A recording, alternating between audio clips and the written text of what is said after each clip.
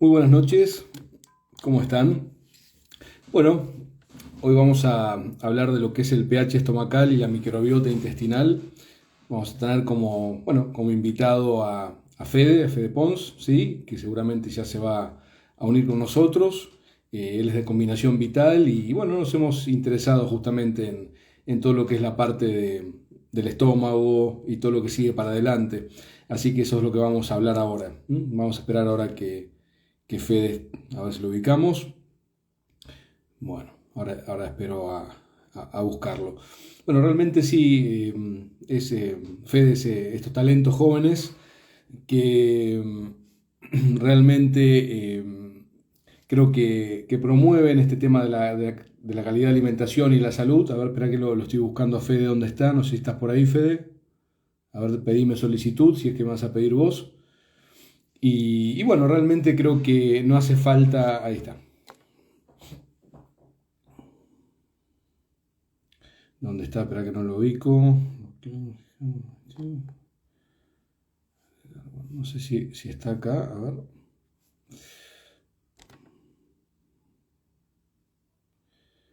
Bueno, creo que estás ahí. Te puse como. No sé si estás ahí, Fede. A ver. No te veo. Acá. Lo puedo tomar ahí. Un segundito. A ver si se une.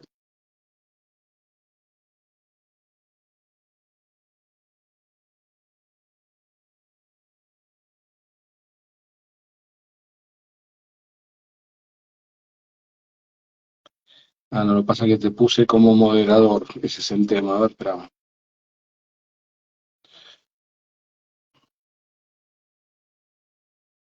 No sé qué dice. A ver. Un segundito, que yo soy malo para estas cosas.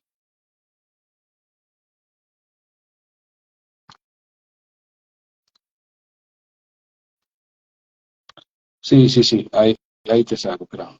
A ver. Ahora sí. Espera. Pedime solicitud de vuelta, Fede, ahí, porque me equivoqué al marcarte. Ahí estamos.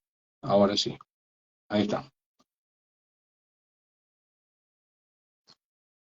Bueno, a ver si está Fede ahí. Ahí está.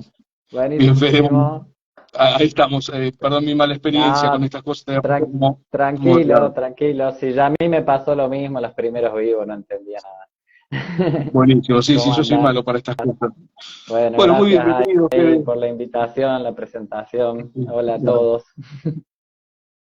Bienvenido, Fede. Bueno, quería preguntarte por qué te interesaste tanto en el tema más allá de la microbiota, ¿no? Que somos Ujú. muchos los que lo estudiamos, ¿por qué te interesaste tanto en el tema del pH del estómago? Que me gustó y ahí te puse muchos likes, viste, en tus reels y demás. Contame un poquito, ¿por qué te interesó tanto el tema del estómago en puntual? Ujú. Bueno, me parece que es un tema muy interesante por dos motivos. Primero, porque es una de las primeras barreras de defensa con cualquier contacto con el exterior, ¿no es cierto? Uno, si bien tenemos la piel, que tiene una gran superficie, ya sabemos que el intestino, si lo desplegamos, tiene incluso mayor superficie que nuestra piel, y esa primera barrera es el estómago, ¿no es cierto? Nosotros comemos algo, está la boca, la saliva. Una vez me puse a estudiar la saliva, es increíble la cantidad de enzimas que hay ahí, la cantidad de funciones, es impresionante. Ya ahí tenemos esta primera función. Y luego, bueno, a través de los jugos gástricos, ahí tenemos este primer mecanismo de defensa ante un patógeno y bueno, y por supuesto para digerir alimentos, bueno, absorber algunos nutrientes. Entonces, bueno, me pareció clave, ¿no es cierto? Y después, bueno, toda la conexión que, bueno, ya iremos hablando en este vivo de, bueno, cómo que el pH del estómago sea el correcto va a influenciar a los otros medios, ¿no? Bueno, ya vamos a ir poquito a poco charlando de todo esto.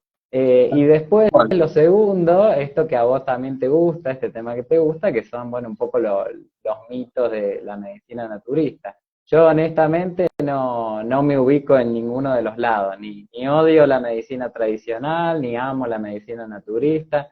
Me parece que un buen profesional siempre tiene que estar abierto, siempre tiene que estar pensando, viendo, analizando, viendo la experiencia con su propio cuerpo, con la gente, obviamente estar actualizado con las investigaciones, tantos papers, tantas investigaciones que hay día a día, pero no quedarse cerrado con una idea, porque en ese momento en donde nos cerramos y nos fanatizamos con algo, dejamos de ver la realidad, ¿no es cierto? No hay peor ceguera que un fanatismo.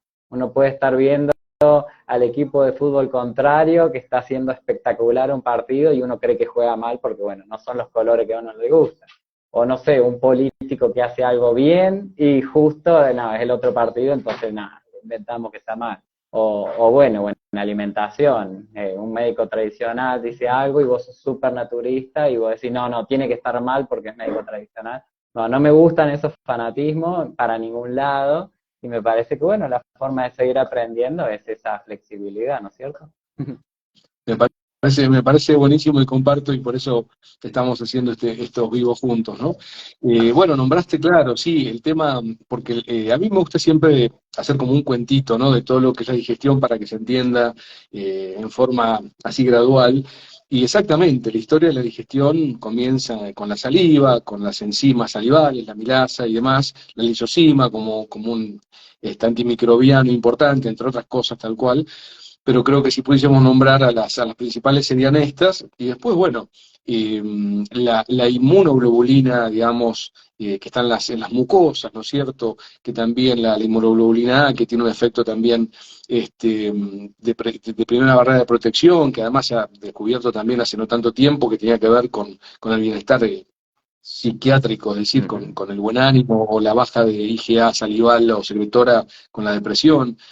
Y realmente yo creo que también hablando de equilibrio, ¿no? El equilibrio entre hace, digamos, las anteriores corrientes a las actuales de naturismo y demás querían matar a todos los bichos, ¿viste? O sea, todo bicho que andaba por ahí había que liquidarlo, ¿no?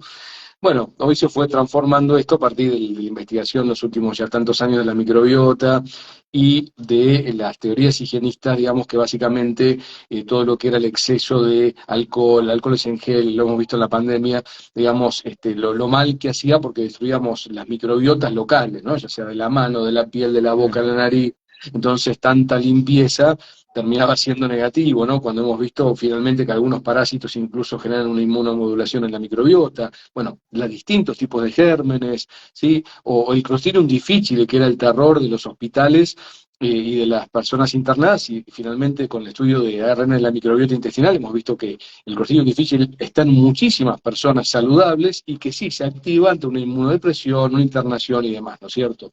Así que bueno, contame un poquito más que me entusiasma esto del estómago, el pH, cómo es la historia, háblanos un poquito, Fede, de eso. Bien, algo que a mí siempre me gusta contar es esto de que los microorganismos, ya sean bacterias benéficas, patógenos, virus, parásitos, arqueas, bueno, todo este conjunto de microorganismos que por ahí no los vemos y no le damos tanta importancia, están aquí hace millones de millones de millones de años y esos millones de años les han dado mucha experiencia, ¿no es cierto? Porque han aprendido a sobrevivir tanto tiempo. Entonces, si bien son pequeños y por ahí los vemos como insignificantes, tienen mecanismos muy sofisticados de supervivencia para sobrevivir, para reproducirse. Entonces, por eso, mientras haya esta variedad microbiana, ellos generan esta automodulación, ¿no es cierto? Ya sea que sean microorganismos que están en los intestinos o en otras partes de nuestro cuerpo, ya sabemos que todo nuestro cuerpo está poblado de microorganismos, diferentes cantidades, diferentes tipos, pero bueno, estamos rodeados de ellos y es bueno que así suceda, pero no subestimarlos en este sentido de que ellos están aquí hace millones de millones de años. Yo creo que aunque por ahí no tengan una cara visible, siguen dominando este mundo y bueno, y por eso tenemos que tratarlos con respeto, cuidarlos, hacer esta simbiosis, que nos Mm. autocolaboremos y por supuesto, yendo al tema de este vivo, están, bueno, todos estos microorganismos que van a afectar, digamos, todo nuestro sistema nervioso entérico, es decir, todo nuestro sistema digestivo, desde los microorganismos que están en la boca, desde los que están en el esófago, de los que están en el estómago, intestino delgado, intestino grueso. Por ahí muchos nos concentramos, bueno, tengo un SIBO, un sobrecrecimiento bacteriano en el intestino delgado, y me olvido de los otros lados.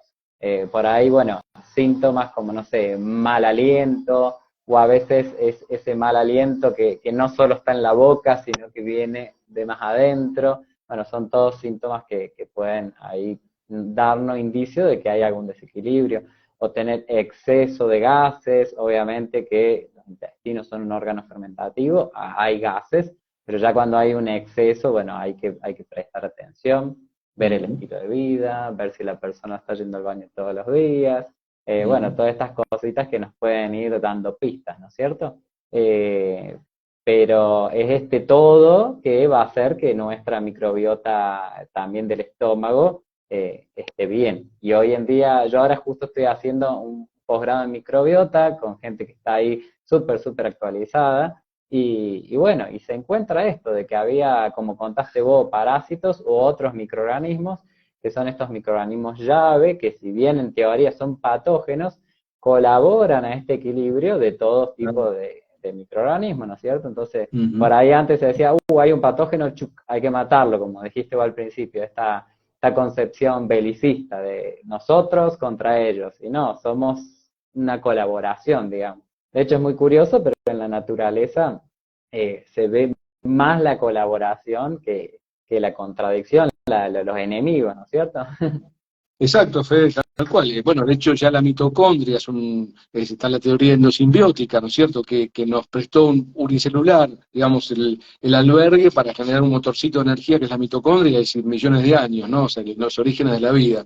Ujú. Pero quería hablar del estómago, ¿no? Porque vos sabés que durante mucho tiempo yo estuve estudiando el tema de las dietas alcalinas y en un punto dije, incluso, digamos, a nuestros compañeros de trabajo y demás, que miren, no hablen, digamos, de lo que son las dietas alcalinas porque es un error realmente muy importante conceptual, siempre digo lo mismo, porque claro, la dieta alcalina incluye muy buenos nutrientes, muy buenos alimentos que son saludables y demás, ¿no? Eso es lo que siempre me gusta dejar en claro para que no parezca que estoy en contra de una alimentación, una dieta Claro, saludable. claro. Estoy, no sé si en contra, pero digamos, y como médico debo de definir bien las cosas, porque a partir de ahí sí aparecen un montón de mitos, incluso, y ahí donde quiero llegar, negativos, porque se suponía que todo debía ser alcalino, todo debía ser alcalino, cuando sabemos que hay sistemas que funcionan como el estómago fundamentalmente, a pHs muy ácidos, 2 3 o incluso menos, depende del momento secretor, las enzimas y las hormonas que se estén liberando. Entonces, con esta teoría, digamos, empezó la moda del bicarbonato que arruinó muchos estómagos, muchas microbiotas e incluso tratando de lograr un pH alcalino, terminaron habiendo alcalosis metabólicas, que es un problema que llevado a un extremo puede ser para una internación. Ujú. Entonces, insisto, ¿cómo enganchaste por ahí por el tema del estómago? Que me gustaron mucho esos comentarios del bicarbonato, ¿por qué no? ¿Por qué tiene que ser ácido el pH del Ujú. estómago? Contanos un poquito. Bueno, el tema del bicarbonato, yo ya lo vengo hablando hace 2 años, recuerdo, porque fue un en invierno que pasé en Tras la Sierra en Argentina. Ya vengo hablando hace rato de eso, pero bueno, se me ocurrió hacer este video hace poquito, ahora hace un mes más o menos, y te quiero compartir que fue muy curioso cuántos insultos recibí, cuánta gente enojada por defender el bicarbonato de sodio, porque lo venían tomando siempre, porque la abuela lo Mm, tomaba, porque se mm, encariñaron, se mm, fanatizaron. Y a mí me parece mm, curioso porque, bueno, es como, quizás no es correcto decirlo, pero es como el comprimido del naturismo. Como que siempre los naturistas se quejan de que los médicos te dan pastillas, síntomas, te arruinan de aquí y de allá. Bueno, hay gente que se queja y en el naturismo hicieron lo mismo, nomás que en vez de una pastilla es un polvito, el bicarbonato de mm, sodio que soluciona todos los problemas. Tengo acidez, tengo lo que sea, tomo bicarbonato de sodio o como muy mal, no importa, porque total me alcalinizo, bueno, este mito, digamos, y soluciono todos los problemas. sí. Entonces, bueno, como todo profesional de la salud, yo soy nutricionista, asistente de alimentación y nutrición, trato de cuidar a la gente. Obviamente que mi idea no es romper este amor que tenía la gente con el bicarbonato de sodio, sino, bueno, cuidarlos, ¿no? Y que no, aparte es una cuestión muy simple, digamos, no hay que ser un gran estudioso para darse cuenta que si el jugo gástrico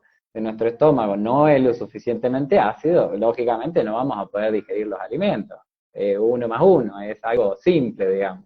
Y bueno, y esto que pasa de que cuando alcalinizamos este pH del estómago o lo hacemos menos ácido, depende, bueno, del nivel de cada persona, también, bueno, empezamos a tener estas fallas metabólicas, que hay algunos nutrientes que ya no podemos absorber bien, algunos minerales, y bueno, y la importancia que hay hoy en día, que hoy en día ya sabemos que por el gran estrés que sufrimos los humanos por el mundo en el que vivimos, eso es lo que más disminuye nuestro sistema inmunológico. Y si yo tengo un sistema inmune deprimido y a la vez mi estómago no está trabajando bien, no puedo digerir bien los alimentos, estoy dando puerta de entrada a distintos patógenos, porque ahí en el estómago hay una microbiota que está acostumbrada a vivir en esas condiciones, un pH de 2, 3, 1, dependiendo del momento, como contabas vos recién,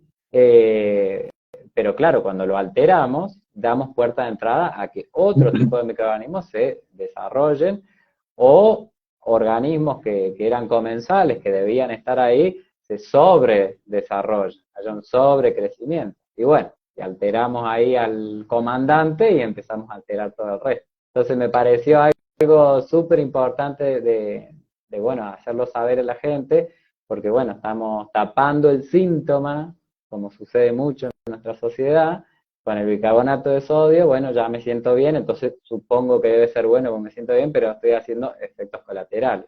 Entonces, cuando uno tiene un buen pH del estómago, cuando ese jugo gástrico es ácido, no duele, no molesta, y uno puede digerir bien. Son esos puntos intermedios los que son incómodos, ¿no es cierto? Sí, tal cual, Fede. Bueno, cuánta cosa, cuánta información y qué bueno. Bueno, sí, por supuesto, yo, digamos, por ser un poquito más grande que vos y hace mucho que me dedico a esto también, he recibido, bueno, muchas contrariedades por decir algunas cuestiones que eran obvias, como decís vos, y por la inversa también, en la época del agua alcalina y demás. Y acá, bueno, hay muchos puntos, ¿no? Justamente el pH del estómago es muy ácido. Este pH, por supuesto, no autodigiere a la misma mucosa, a la misma mucosa, sí, estomacal, porque tiene un moco que lo protege, ¿no? Este balance justamente que produce bicarbonato, o sea, para que no se autodigiera, sino claramente se autodigeriría. Pero ese pH es, como bien decías, la primera barrera para eliminar a los gérmenes y para poder empezar la digestión fundamentalmente de las proteínas.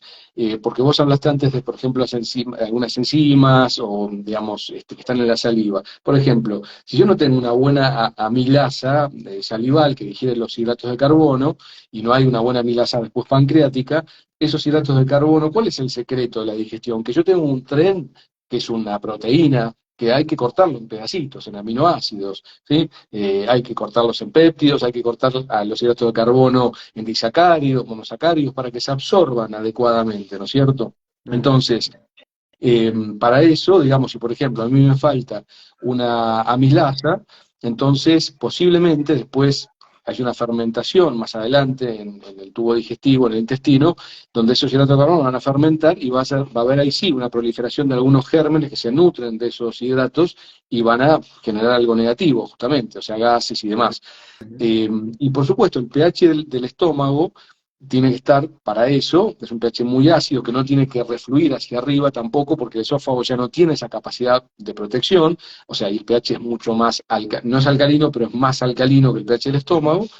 Y fundamentalmente en las proteínas, ¿no es cierto? Si no tenemos un buen ácido clorhídrico, realmente, que es el ácido del estómago, no podemos digerir las proteínas, ahí viene la putrefacción, es donde vienen los grandes problemas. Incluso en la gente con cirugías bariátricas, donde se saca, o sea, se hace una unión digamos, de la parte alta del estómago, del esófago con el intestino, o se saca el estómago, bueno, está esta variedad, o el cinturón gástrico, el bypass gástrico, todo esto, a veces se produce un síndrome que se llama dumping, que es justamente la caída abrupta, como no hay una bolsa que es el estómago, que para la medicina china es fundamental, es el mar de los alimentos, es el mar de la sangre y demás, pasa abruptamente ese alimento al duodeno, la primera porción del intestino, y se genera un colapso por hipoglucemia, porque, digamos, es tan abrupto el movimiento digestivo, o bien incluso porque hay una liberación, digamos, hormonal, enzimática, incluso de sangre, tan importante que esto lleva a un colapso en la persona, hasta una lipotimia o hasta un problema aún más grave, ¿no? Ujú. Esto para demostrar Hay, lo importante que es el estómago, que parece como una bolsa, que todos hablamos después del intestino, de la constipación, pero el estómago es lo primero de lo primero, ¿no? sí, hay dos cositas que quería contar. Una es hay un médico chileno, se llama Enrique Bertozzi, que me gusta mucho, y él cuenta también cómo las mucosas están comunicadas. Por ejemplo, la mucosa de los intestinos, la mucosa del estómago protectora, las mucosas respiratorias. Entonces, por ahí, una persona que está notando que tiene una afección en alguna de sus mucosas también tiene que revisar las otras, porque pueden estar conectadas. Y me pareció siempre muy, muy interesante eso, como que te puede dar algunas pistas, ¿no? ¿Y qué era lo otro que quería contar? No, sobre este posgrado que estoy haciendo en microbiota, sobre cómo todavía queda tanto por estudiar. O sea, hay muchas cosas que se ha avanzado, hay muchas cosas que se saben, pero todavía queda tanto por estudiar y también estuve, bueno, ahí tratando un poco el tema de los antibióticos, que me gustaría saber tu opinión. Algunas personas me dicen, eh, yo porque voy viendo los comentarios, las preguntas que van haciendo en los vivos, también si alguien quiere hacer alguna pregunta, puede preguntarlo, vamos a contestar. ¿Qué pasa cuando nosotros obviamente tratamos de utilizar los antibióticos lo menos posible cuando sea realmente necesario, pero me gustaría que cuentes un poquito en el caso de esa persona que, no sé, tiene que hacerse una cirugía o algo importante, o los niños le pasó algo grave y necesitan tomar, ¿qué consejito darías para después, digamos, de Sí, esos sí. antibióticos? ¿O qué Y eso opinas es en un gran, general de este tema? sí, es un gran capítulo. Yo siempre digo que las personas que predisponen más hacia los estados de sobrecrecimiento bacteriano del delgado, bueno, todo lo que es SIBO, disbiosis, permeabilidad intestinal y demás, son mayormente aquellas personas que tengan la edad que tenga, cuando predisponen a estas situaciones cuando han nacido por cesárea, porque no han contactado, digamos, con todo el líquido vaginal, con toda la microbiota vaginal, Ujú. aquellas personas que no han lactado lo suficiente, o sea, que han lactado menos de 6 meses normalmente, y aquellas que precozmente han tenido una antibiótico terapia, ¿sí? Por otitis, anginas y demás. Acá el tema es que, por ejemplo, el Helicobacter pylori es un tipo bueno, de bacteria, digamos, que anida en el estómago, se contagia muchas veces por el beso, por la boca o por otros factores que, justamente, un pH alcalino del estómago, y para esto se hace una nasogástrica, digamos, ¿sí? Donde se va midiendo nasoesófago gástrica, digamos, con una sondita, los pHs en las distintas áreas, y cuando muchas veces, a veces incluso no se mide porque hay que ver el momento en que está la marea ácido alcalina, pero bueno, ahí ya hay un pH alterado, alcalino, y prolifera este germen. Bien. Y además, más adelante, ahí sí, que vos te tomás, por ejemplo, una amoxicilina, que es un típico antibiótico para un montón de situaciones clínicas del aparato respiratorio, u otros, por supuesto, antibióticos, y ya seguro que vas a generar una disbiosis. Y la mujer es muy sensible a la proliferación también de la cándida, en este caso vaginal, y la cándida prolifera en esta disbiosis de una manera muy fácil, porque muchas veces anida en forma porulada en el intestino, o en el aparato, digamos, final del intestino, el recto y demás, y después prolifera, se activa justamente cuando hay un antibiótico que va a alterar, va a hacer una disrupción en la microbiota entre estos lactobacilos fundamentalmente, Ujú. ¿sí? Eh, Así que bueno, ahí digamos, y lo ideal es que cuando se hace una antibiótico terapia, se den probióticos y o prebióticos también, algún tipo de fibras fermentables y demás. Así que esa es la idea general. Un tema muy importante hoy en día, bueno, que en Argentina, en el hemisferio sur, en general, estamos, bueno, entrando ya en el invierno, ya hace frío, y bueno, un tema que es de importancia ahora, ¿no? Ujú. Claro, exacto. Sí, sí, por eso que hay otro tipo de antibióticos que trabajan sobre sobre el terreno, ¿no es cierto?, que son mayormente los aceites esenciales de grado medicinal que realmente modulan, son inmunomoduladores, son antibióticos, pero por otra vía, no necesariamente la disrupción de todas las bacterias amigables, ¿sí?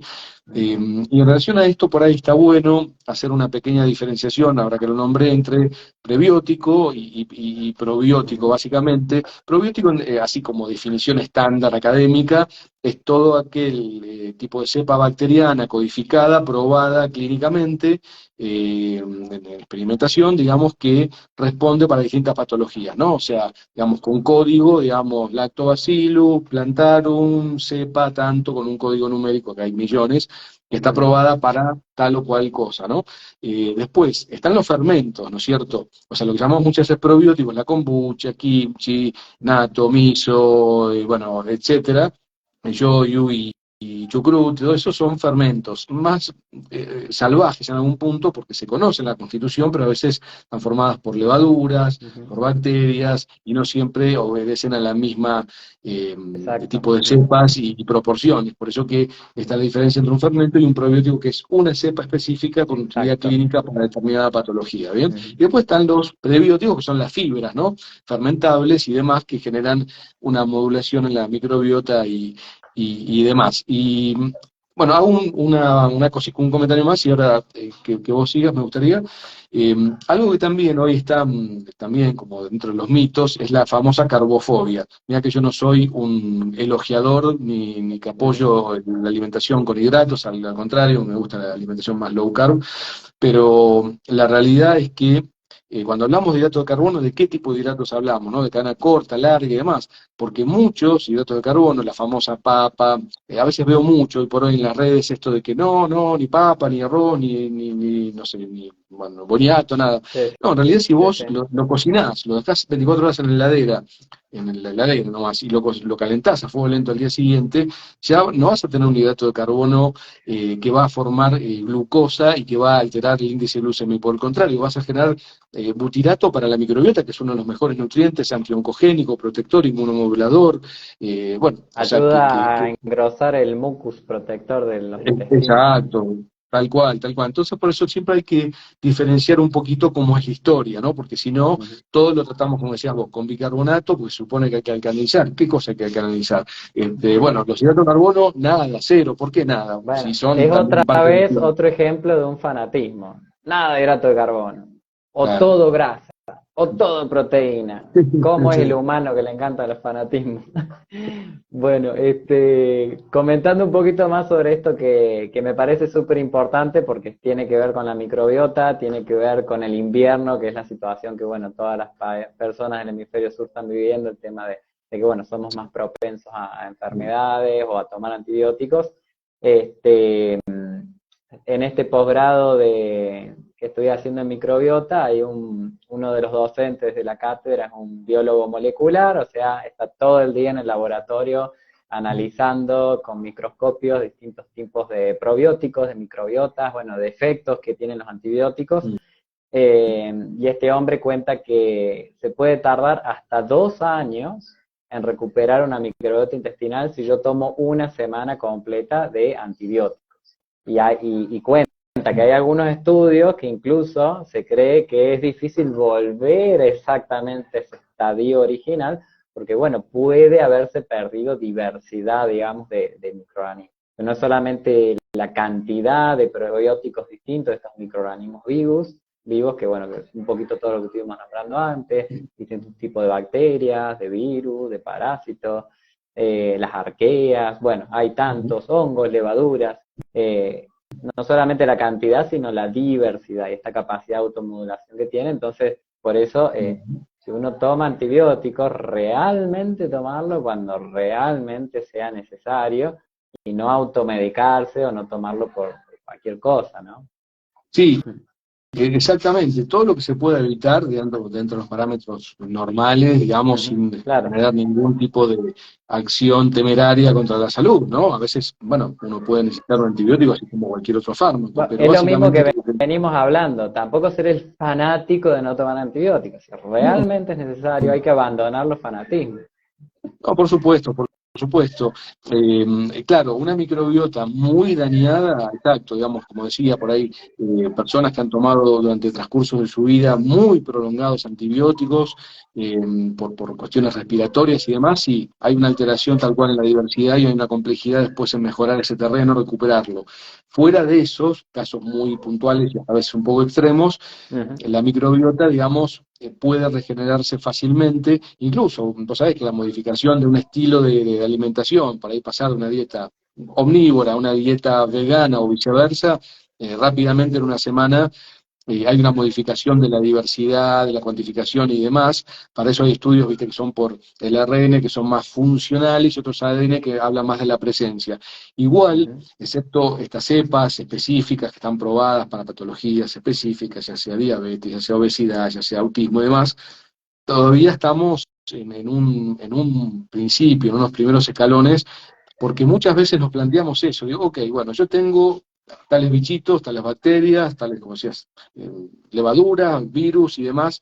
Ahora, si uno puede inferir que al detectar esa presencia de esos microbios, digamos, puede inferir sobre alguna función orgánica, no siempre, ¿no? Porque a veces sí se ve que la presencia de tal grupo de bacterias negativamente afectan, por ejemplo, la predisposición a la obesidad, ¿sí?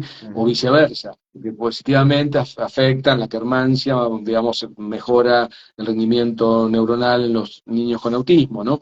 Bueno, u otras situaciones inversas, ¿no? Donde hay presencia de algunas bacterias que están vistas que generan obesidad y demás. Ya que la nombraste a la Kermansia mucinifila, Sí. también ayuda a la generación del moco protector en la microbiota. También, exacto. Sí, sí, porque viste, sabemos que esto que vos decías, que este colega mencionaba, está, digamos, lo que es el MALT y el GAL, todo es lo que son el sistema inmune asociado a las mucosas, más el nervio vago. Entonces, esa presencia ubicua, digamos, como decimos en medicina, que está en todos lados, este sistema inmunológico genera sí, tal cual, una reacción en cadena, una información, ¿no es cierto? Una información eh, de continuidad, digamos, como una inteligencia, ¿no es cierto?, entre el sistema nervioso entérico, la microgérmenes y demás. Ahí también estaba viendo unas investigaciones que van viendo cómo, digamos, el feto, digamos, el embrión se va desarrollando, cómo se van desarrollando los distintos sistemas. eh, y es muy impresionante porque todo lo que es el sistema nervioso entérico, todo lo que es el sistema digestivo, se termina desarrollando primero que nuestro cerebro, sistema ¿Sí? nervioso central. Entonces, bueno, es muy Ujú. curioso porque siempre se habla de el intestino como el segundo cerebro y técnicamente no es el segundo, es el primer cerebro porque se desarrolló primero. Sí, totalmente de acuerdo. Bueno, hubo un montón de avances en los últimos tantos años. Por ejemplo, se cree que la placenta era estéril, digamos, bueno, no, y se sabe que justamente ya hay un traspaso, digamos, bacteriano positivo de la microbiota en ese sentido, y bueno, toda la influencia de esto, ¿no? Pero lo que quería, volviendo al principio, un poco más arriba, que es un tema que me gusta, que te guste, digamos, que es el tema del estómago. Un pH que tiende a alcalino es un estómago débil, esto lo decían los chinos hace 3.000 años, ¿no es Ujú. cierto? Donde decían una debilidad del chi, de la energía del estómago, digamos, hace que haya una grieta en el medio de la lengua, una capa más húmeda y demás, porque no procesa, no empieza a procesar los alimentos. No quiero meterme en la medicina china, porque después viene toda una elaboración más Ujú. energética, nutricional, que esto termina de formar, digamos, bueno, energía para el cerebro y demás.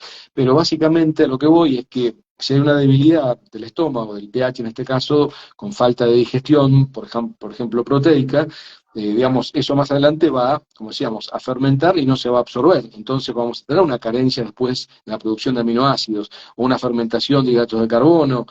Por ejemplo, cuando hay una baja milasa salival, decíamos, o pancreática, por ejemplo, no conviene dar lactobacillus porque ya hay digamos, hay un nutriente que va a estar fermentando y va a hacer que proliferen los lactobacillus, de hecho. Entonces ya va a Ujú. haber una disbiosis para lactobacillus, entonces yo le meto a la persona creyendo que le va a hacer bien con probióticos y le meto lactobacillus, en este caso, no va a estar bueno. Ujú. Por ahí, antes hablábamos de antibióticos, puede estar bueno cuando aparece una cándida que se activa, probióticos más de tipo esporulado, por ejemplo, ¿no? Se pueden dar lactobacillus cuando se dio, por ejemplo, una amoxicilina, pero también o se pueden dar esporulados, tipo Bacillus clausii y demás. Hay algunas marcas que se consiguen fácilmente, que se toman en gotitas o en un tipo de sachet, que son bebibles y que eso genera una competencia, ¿no? Son esporulan, es decir, no hay proliferación, hay competencia, ¿no? O sea, porque vos metes lactobacillus y proliferan, bifidobacterias proliferan. En cambio, estos tipos de esporulados, como los Bacillus clausii y demás, van a competir, por ejemplo, contra una cándida. Está bueno, actúan, compiten y en las 48 horas ya se eliminan y no hay proliferación, ¿no? Entonces, por eso que es Sí, sí, sí. importante todo esto, porque el principio del motor, porque siempre digo lo mismo también, ¿para qué comemos? Puede ser que está rico, está buenísimo, a mí me gusta comer, soy bastante gourmet, digamos, pero en realidad no comemos para decir que rico, o sea, para que nuestro cerebro diga que rico, estoy encantado con, no sé, la lechuga, el tomate o el bife de chorizo. Lo hacemos para vivir y para generar energía, porque todas estas vías de los hidratos, de las grasas y de las proteínas van a generar energía ATP, en esa ruedita del ciclo de Krebs, para generar energía en la mitocondria y vivir. Básicamente es muy, muy básico, ¿no? Pero entonces, justamente, va a haber una carencia de energía de ATP o energía mitocondrial si no llegó todo eso donde tenía que llegar, y lo primero es el estómago. Claro que sí. Y bueno, y un poco lo que ya se habla mucho, pero me parece que es importante nombrarlo, es esta conexión que hay entre el intestino y el cerebro, como también nuestras emociones, si nosotros estamos sintiendo miedo, si estamos sintiendo enojo o tristeza, cómo altera las distintas funciones del organismo, incluyendo las digestivas. Ya sabemos que hoy en día una de las mayores causas de la gastritis es el gran estrés que uno pasa, ya sea por el trabajo, ya sea porque por algún motivo yo me siento insegura, inseguro. Pueden ser variados motivos, cada uno tiene que ahí mirar para adentro y ver qué necesita ajustar en su vida para sentirse emocionalmente más estable. Y por supuesto, cómo también afecta a toda nuestra microbiota intestinal. Bueno, el simple ejemplo que ya todos sabemos es cuando, no sé, cuando teníamos un examen importante o pasó una situación que nos dio miedo, que nos asustó, que nos dio ganas enseguida de ir al baño. Y Ujú. qué velocidad, es casi automático el efecto que tiene sobre nuestros intestinos, nuestro sistema digestivo y bueno, en todas nuestras hormonas, ¿no es cierto? O todas estas psicotoxinas que uno puede estar a lo mejor haciendo ejercicio, comiendo sano, pero si yo vivo en un estado de pánico, de miedo, mi sistema nervioso está alerta, son todas toxinas que van a estar circulando por nuestro organismo y bueno, que se van a estar dispersando por todos lados con sus efectos. Y bueno, y volviendo a la microbiota intestinal, como algunos microorganismos que son más resistentes, y lamentablemente esos resistentes suelen ser un poco los más malos, los que perjudican, en ese momento de crisis, en ese momento de estrés, en ese momento en que el sistema inmunológico está un poquito debilitado, aprovechan para hacer un sobrecrecimiento. Bueno, la típica, las mujeres que suelen sufrir más las infecciones urinarias, que las sufren en un momento de gran estrés, ¿no es cierto? Exacto. O la cándida que genera un sobrecrecimiento justo en el momento de mayor estrés. Entonces, bueno, un poquito esto de poco a poco, yo siempre suelo nombrar ahí con mi gente, meterse en el círculo virtuoso, empiezo a hacer una cosita buena por mi vida, no sé, si nunca caminaba, empiezo a caminar un poquito, si comía todo cocinado, qué sé yo, agrego algo un poco crudo, tampoco estoy diciendo que un fanatismo, todo crudo, todo Ujú. cocido, pero ir mejorando un poquito mi alimentación, ir mejorando un poquito mi estilo de vida, y así sea un poquitito, al día siguiente me voy a sentir un poquitito mejor y agrego otra cosita y así nos metemos en este círculo Ujú. virtuoso. La otra contracara ya la conocemos, como mal, tomo una pastilla, me siento peor, sigo comiendo mal, termino yendo al médico porque me siento mal, me llevo mal con mi familia porque estoy de mal humor o no puedo, digamos, desarrollarme en la vida, no puedo ir a hacer un deporte, o cantar, o bailar, o ser un poeta, porque bueno, todo Ujú. empieza a andar mal, digamos. Entonces, bueno, meterse poco a poco en el círculo virtuoso, algo que también me gusta analizar a mí, que me gusta observar mucho la naturaleza, es que en la naturaleza nada se da por rendido. Vos tenés una planta que está plantada en el peor lugar del mundo, le cae jabón, no tiene sol, bueno, horrible, smog al lado de la ruta y la planta ahí saca fuerza, saca flores y en esas condiciones adversas sale adelante. O un perro que no tiene comida, se va a arrastrar, va a hacer todo lo posible para lograr sobrevivir, va a usar todos los recursos que tenga, y eso es lo que a mí me parece un poquito curioso del humano, de que a veces, entre comillas, como que nos autoflagelamos, como que está un poco complicada la situación y nos tiramos para abajo, todo peor, nos quejamos, comemos peor, nos enfermamos, nos quejamos con la gente alrededor, nos peleamos alrededor. Pero eso no es un carácter de la naturaleza. La naturaleza, los seres vivos, microorganismos, animales, plantas, así sea complicada la situación actual, siempre están ahí haciendo lo mejor, buscando la planta que busca el sol, compitiendo con tantas plantas depredadoras, porque no, las plantas no son todas buenitas, están ahí choreando el sol todo el tiempo y nadie se da por vencido hasta que muere. Capaz que la planta, bueno, realmente no pudo llegar al sol y se secó, pero te aseguro que hizo todo lo posible por sobrevivir. Entonces creo que tenemos que aprender eso.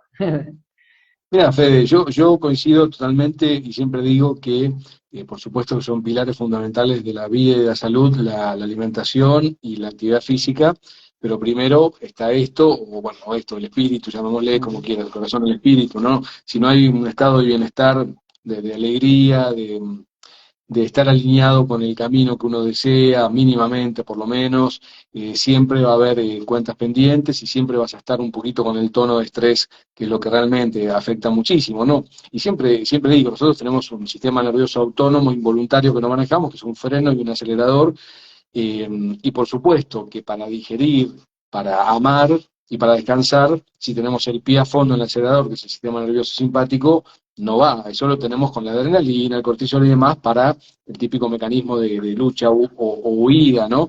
Pero si eso mantiene un tono siempre elevado, siempre con el cortisol alto, la adrenalina elevada y demás, después, bueno, se inhiben otras vías, pero no quiero meterme en temas más complejos.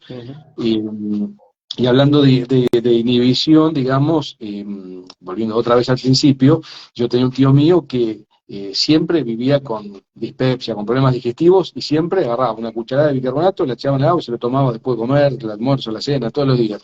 Bueno, después viene la marea ácida, justamente, ¿no? Eso tan alcalino, después ya es un exceso de ácido, o peor aún, después de un tiempo, una inhibición de la capacidad ácida, ¿no? Entonces, bueno, todo lo que sea crónico no es bueno, y sabemos que sí, hay nutrientes, suplementos que andan muy bien, que vos los nombrás, que yo coincido totalmente, como una cucharadita disuelta en agua tibia, por ahí de vinagre orgánico de manzana, el clorhidrato de betaína, que deriva de la cebolla también, que está muy bueno para mejorar las enzimas, como puede ser la papaína y la bromelina, derivadas del ananá y de la papaya, que andan muy bien como, digamos, enzimas proteolíticas, para digerir las proteínas.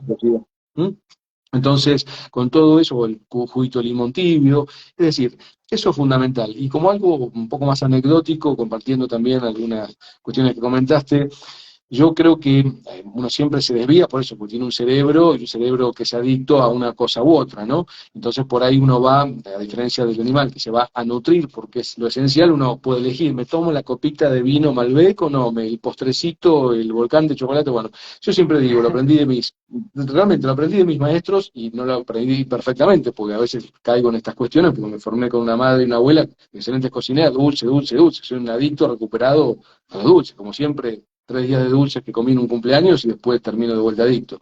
Pero mis profesores, maestros míos, yo estuve mucho desde muy joven, muy chico, incluso con japoneses, chinos, taiwaneses, y cuando por ahí iba a hacer alguna práctica, es una historia que me gusta contar porque además me enorgullece, digamos, iba a una práctica, a poner a las 7 de la mañana de Chikun o de medicina china y demás, y hace muchísimos años, tal vez 30 años atrás, y eran las 7 de la mañana y no estaban comiéndose una croissant con un tecito o con una mermelada, estaban comiendo el cerdo con anís estrellado o el arroz salteado con unas verduras y un té verde a las 7 de la mañana, ¿no es cierto? Entonces, yo siempre digo, si tu alimentación se basa en alimentos realmente, o sea, en comer comida, después te comes una sopa, un huevo revuelto, si sos más vegano, bueno, o sea, un caldo con verduras, con tofu, con miso, es decir, si comes comida todo el día, desayuno, almuerzo, merienda y cena, salvo alguna excepción, vas a funcionar bárbaro, bárbara, digamos, en una semana.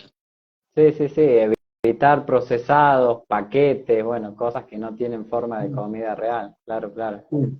Otra cosa que Exactamente. me parece interesante, yo tengo a mi abuelo que murió el año pasado, él tenía 105 años, y lo comento porque mucha gente me dice, mi abuela vivió 99 años, mi abuela vivió 101 y tomaba bicarbonato de sodio. Bueno, yo le aviso, su abuela quizás podría haber vivido 120 años. O Claro. sea, no necesariamente porque haya vivido mucho, significa que haya estado haciendo bien las cosas, con todo el amor que le tenemos a nuestros abuelitos. Mi abuelo, por ejemplo, yo siempre cuento las cosas buenas que hacía mi abuelo, que él hacía muchas respiraciones, era un tipo muy disciplinado, comía sano, comía moderado, tomaba alcohol pero muy poquito. Siempre cuento todas las cosas buenas, que bueno, hay una entrevista, alguien la quiere ver ahí en el canal de YouTube de Combinación Vital, está una entrevista de 12 minutos, él está charlando y contando, era a los 103 esa entrevista. Qué bueno. Pero hoy voy a contar las cosas que hacía mal mi abuelo, las cosas que limitaron su vida, que podría haber hecho de que a lo mejor viva más de 105 años. Que para mí personalmente no es un afán vivir una vida larga, yo me concentro en vivir hoy en plenitud, en hoy sentirme enérgico, alegre. Después, la longevidad puede terminar siendo un efecto secundario, digamos. Pero bueno, mi objetivo, yo lo digo siempre, no es vivir 120 años, pero simplemente quiero contar esta experiencia de mi abuelo. Para empezar, quizás me olvide algunas cosas, pero tiene una larga lista de cosas mal que hacía mi abuelo. Y sin embargo, vivió 105 años. Primero, caños de plomo por toda la casa. En mi ciudad, las canaletas centrales, las caños centrales son de plomo. Se han cambiado en las casas modernas, pero las centrales siguen siendo de plomo, lamentablemente. Hay que levantar toda la ciudad para cambiar esos caños, y no sé si hay presupuesto para eso. Y eso debe pasar en muchos lugares del mundo. No solo eso, sino que toda su casa estaba hecha con caños de plomo, y como mi abuelo era una persona que no le gustaba mucho gastar el dinero, que el otro día me enteré que en inglés, en italiano le llaman tiranosaurio rex, con las manos cortitas que le cuesta ahí entregar el dinero, obviamente que no cambió los caños. Total.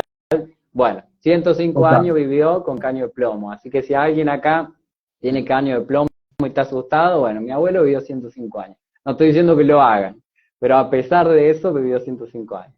Mi abuelo le tenía miedo al sol, porque su papá y el papá de su papá cuando tomaban sol les dolía la cabeza y les daba un malestar, así que mi abuelo nunca tomaba sol. Teníamos que hacer una guerra para que asome por lo menos las pantorrillas al sol, para que agarre un poco de vitamina C.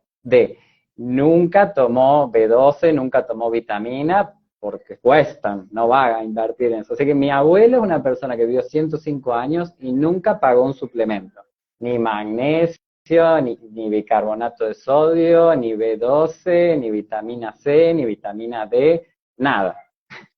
105 años. Mi abuelo sufrió casi toda su vida de estreñimiento. Siempre tomaba pastillas para poder ir al baño. Ya sabemos hoy en día que no son tan buenas las pastillas porque pueden afectar la microbiota, bueno, es todo un mundo que no vamos a entrar en detalle.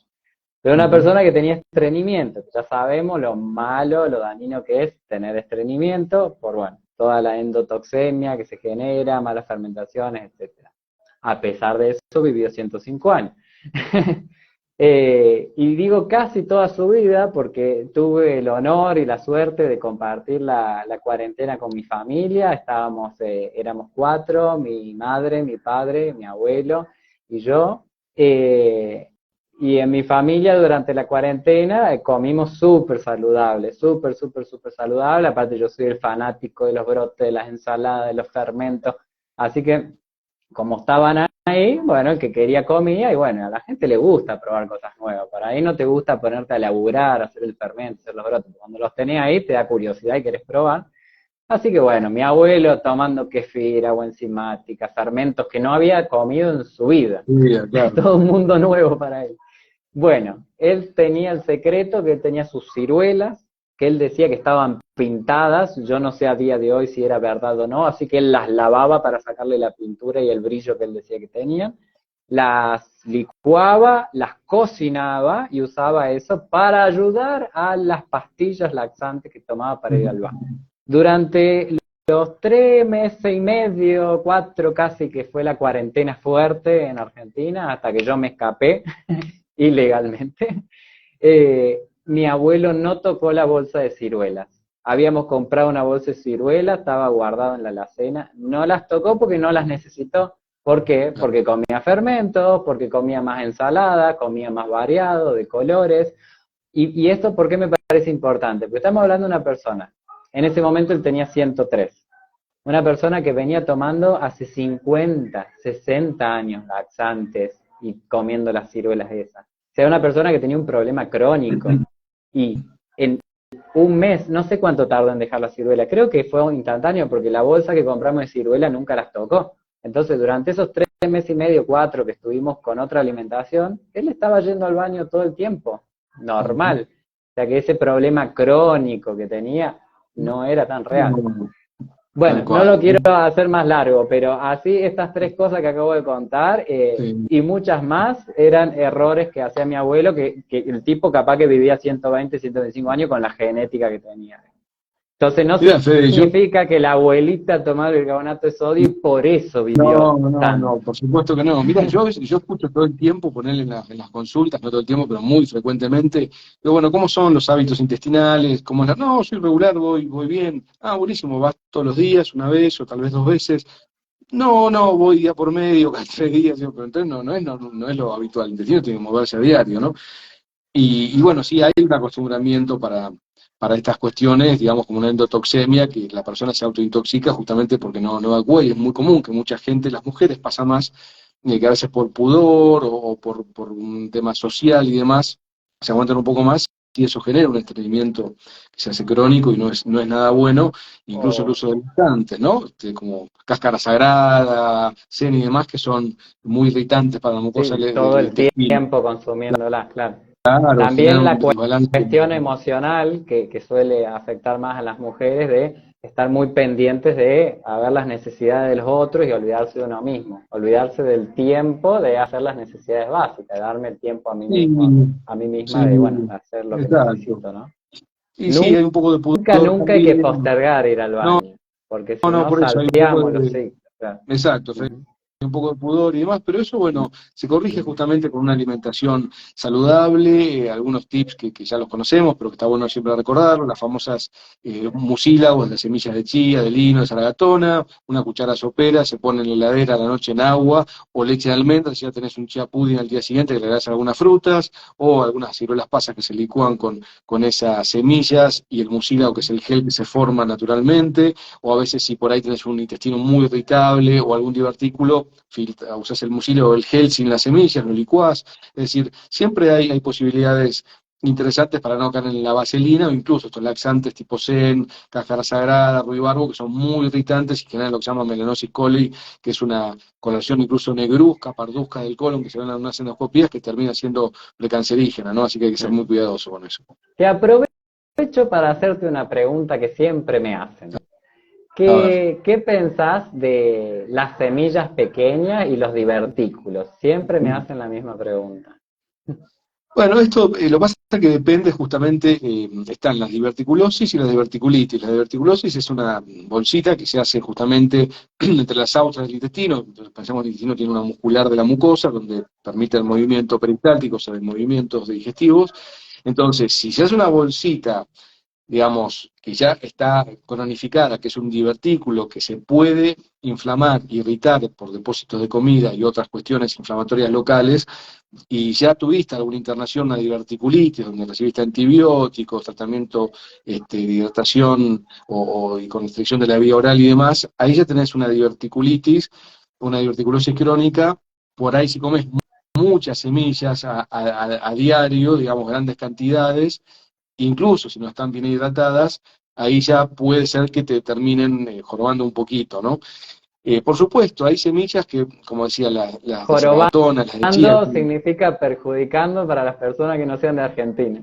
claro, exacto, tal cual, tal cual. Y exacto. Y bueno, y ahí ya te digo, depende la semilla, porque muchas semillas se transforman básicamente en mucílago, ¿no? Y las apretás y ya son como una babita, como las de Mm. zaragatona, las de chía. Ahora, por ahí otras semillas, por ahí ya de lino, por ejemplo, ya no son, por ahí, yo no las uso mucho las de lino, porque son un poco puntiagudas, son un poco grandes, son un poco duras, y por otro lado, digamos, si las molés mucho, si bien tenés que comer una cantidad animal, exagerada, digamos, tienen este ácido cianhídrico, que es un poco tóxico, en grandes cantidades y en largos plazos, ¿no? Y la de lino tiene menos antioxidante que las de chía. Las de chía se autoprotegen mucho más de la oxidación. Sí, sí, totalmente. Yo me quedo más con las de chía, porque además tienen, si bien realmente los omega 3, LEA y EPA de cadena larga, digamos, son de origen de algas o de pescado, digamos, y que son los antiinflamatorios, los que van contra el ácido araquidónico inflamatorio, pero digamos, un porcentaje, digamos, podemos sacar del omega de las semillas fundamentalmente de chía, no de otras semillas. El chía es el que está más bien nutrido, ¿no? Constituido. Bueno, fue una hermosa charla. Yo estoy ahora en un café y cierra ahora. Estoy en Guatemala, ya son casi las 6 de la tarde, así que bueno, voy a tener que decir adiós. Pero seguramente vamos a hacer pronto otra charla, ¿verdad? Con los temas que a la gente le interese. Pueden hacer las preguntas, proponer temas. Ahí pregunta alguien si lino es linaza, sí, sería lo mismo. Yo siempre recomiendo molerlas en el momento también para que justamente no se oxiden. Así que bueno, Sí, seguramente tal cual, estaremos haciendo. la harina básicamente la moledura, digamos, la molienda y eso, ¿no? Y después, bueno, ahí preguntaban la papa, ¿cuánto tiempo? La cocinas normalmente, la pones en la heladera 24 horas, la papa, la mandioca, boniato y demás, y después lo cocinas a un fuego lento, a una temperatura baja, hasta que esté calentito, lo recalentás, mejor dicho, ¿sí? Y ahí le preguntaban, no sé por qué la levotiroxina, bueno, ahí podés tomarla a la noche, a veces se asimila mejor a la noche, pero hay, bueno, un capítulo que es el tema tiroides que quedará tal vez para Sí, una estaría bueno próxima hacer charla. un tema de ese tema porque bueno, seguramente hay muchas personas interesadas. Exacto, Fede. Bueno, un gusto, gracias por Un acá gusto, participar. disfruté mucho la charla de compartir, Bien. y bueno, y estaremos haciendo un nuevo vivo pronto sobre tantos Dale, temas saludos, interesantes. que disfrutes por Dale, allá. gracias por tu Saludos a todas. compartir. Gracias. Dale, gracias Fabián, Chao. gracias a todos. Chao a todas y todos. Chao.